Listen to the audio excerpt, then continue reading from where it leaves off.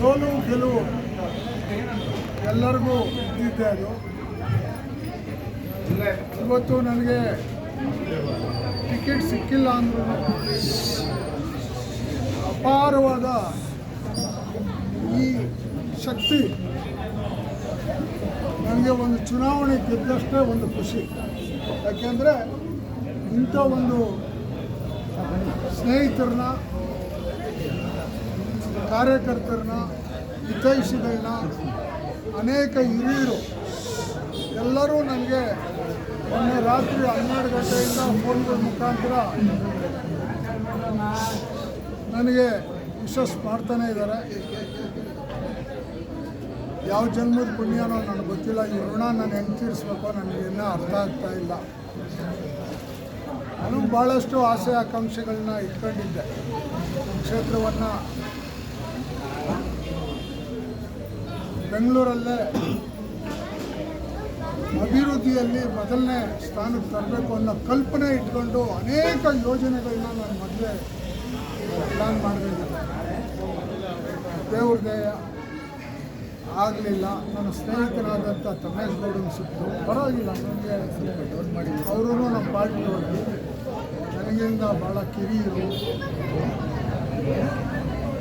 ನನಗೆ ಇವಾಗ 65 ಮುಂದೆ 66 ಬೇಕಾಗಿದೆ. ಬಹುಶಃ ರಾಜಕೀಯದ ಪರಿಸ್ಥಿತಿ ಹೀಗೇ ಇರ್ತದೆ, ಹೀಗೇ ಇರೋಲ್ಲ ಅಂತ ಯಾರು ಏನು ಹೇಳೋಕ್ಕಾಗಲ್ಲ. ಯಾರು ಎಲ್ಲಿರ್ತಾರೋ, ಯಾವ ಪಾರ್ಟಿಲಿ ಇರ್ತಾರೋ. ನಿನ್ನೆ DK ಶಿವಕುಮಾರ್ ಅವರು ಮಾತಾಡಿರೋರು ನೋಡಿಬಿಟ್ರೆ ನನಗೆ ರಾಜಕಾರಣ ಎಲ್ಲಿಗೆ ಹೋಗ್ತದೋ, ಏನಾಗ್ತದೋ ಅಂತ ನನಗೆ ಗೊತ್ತಾಗ್ತಾ ಇಲ್ಲ. ಯಾಕೆಂದರೆ ಏನು ಬೇಕಾದ್ರೂ ಸಾಧ್ಯ ಇದೆ ಈ ರಾಜಕೀಯದಲ್ಲಿ. ಇವತ್ತು ನಮ್ಮ ಶತ್ರುಗಳು ನಮ್ಮ ಮಿತ್ರರಾಗಿ ನಮ್ಮ ಜೊತೆಯಲ್ಲೇ ಇರ್ತಾರೆ, ನಮ್ಮ ಮಿತ್ರರು ಶತ್ರುಗಳಾಗಿ ಹೋಗ್ತಾರೆ.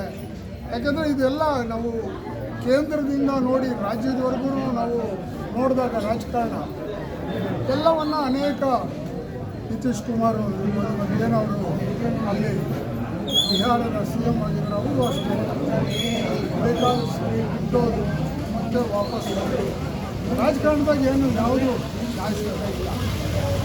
ನನಗೆ ಏನಂದರೆ ನನ್ನ ಶಾಶ್ವತ ಯಾವುದು ಅಂತಂದರೆ ರಾಜಕೀಯಕ್ಕಿಂತ ನನ್ನ ಸ್ನೇಹಿತರು ನನಗೆ ನೋಡಿ ಇದು ನನಗೆ ತುಂಬ ನನಗೆ ಅವ್ರನ್ನ ನಾನು ಯಾವುದೇ ಹೇಳಿದೆ, ಅವ್ರನ್ನ ನಾನು ತೀರ್ಸೋಕ್ಕಾಗಲ್ಲ. ಯಾವ ಜನ್ಮದ್ದು ಪುಣ್ಯನೋ ನನಗೆ.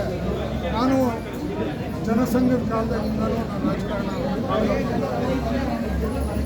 ತುರ್ತು ಪರಿಸ್ಥಿತಿಯಲ್ಲಿ 75 ಜೈಲಲ್ಲಿ ಅದ್ವಾನಿ ಅವ್ರ ಜೊತೆ, ಮಧುದಂಡವಟೆ ಅವ್ರ ಜೊತೆ, ರಾಮಕೃಷ್ಣ ಹೆಗಡೆ ಅವರು ಹಿರಿಯರು, ದೇವೇಗೌಡರು, PGR ಸಿಂಧ್ಯಾ, ಉಗ್ರಪ್ಪ, ಅನೇಕರ್ಗ ಉಗ್ರಪ್ಪ PGR ಸಿಂಧ್ಯಾ ಅಂದಾಗ ಅಷ್ಟು ಏನಪ್ಪ ಅವ್ರು ಕಾಂಗ್ರೆಸ್ ಇಲ್ಲ, ಅವರೆಲ್ಲ ABPಲಿ ಇದ್ದಂಥವ್ರು ಹಿಂದೆ 75 ಅವರೆಲ್ಲ ನನ್ನ ಜೊತೆ ಜೈಲಲ್ಲಿ.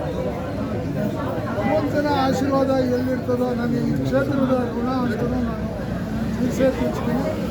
ನಿರಂತರವಾಗಿ ಅಧಿಕಾರ ಇರ್ಬೋದು, ಇರ್ದಿರೋ ಇರ್ಬೋದು, ಈ ಕ್ಷೇತ್ರದಲ್ಲೇ ಕೆಲಸ ಮಾಡ್ತೀನಿ. ಕ್ಷೇತ್ರದ ಕಾರ್ಯಕರ್ತರ ವಿಶ್ವಾಸವನ್ನು ಹಾಗೆ ಉಳಿಸ್ಕೊಳ್ತೀನಿ.